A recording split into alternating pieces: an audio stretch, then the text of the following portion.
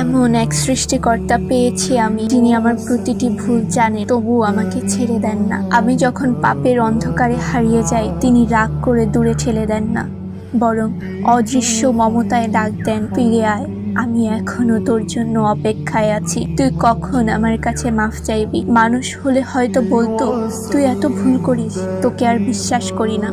কিন্তু আমার রব তা বলেন না। আমি যতবার ভেঙে পড়ি, তিনি ততবার সুযোগ দেন। আমি যতবার দূরে সরে যাই, তিনি ততবার কাছে টেনে নেন। তিনি এমন দয়ালু যে পাপের পর অনুতপ্ত হৃদয় তার কাছে সবচেয়ে প্রিয়। আমি ভুল করি, তবু তিনি রিজিক বন্ধ করেন না। আমি গাফেল হয়ে যাই, তবু তিনি নিঃশ্বাস চালু রাখেন। আমি অবাধ্য হই, তবু তিনি দরজাটা বন্ধ করেন না। এমন সৃষ্টিকর্তা পাওয়া কত বড় নিয়ামত, যিনি শাস্তির আগে ক্ষমার কথা ভাবেন, রাগে রাগে রহমত দেখেন, আর হতাশার মাঝেও আশার আলো জ্বালিয়ে রাখেন। তাই যখনই মনে হয় আমি খুব দূরে চলে গেছি, তখনই মনে পড়ে আমার রব এখনো অপেক্ষায় আছেন। আমি শুধু একবার বলি, ইয়া আল্লাহ, আমাকে মাফ করে দিন, আর তিনি অগণিত রহমত দিয়ে আমাকে বুকে টেনে নেন। আলহামদুলিল্লাহ এমন এক রবের জন্য।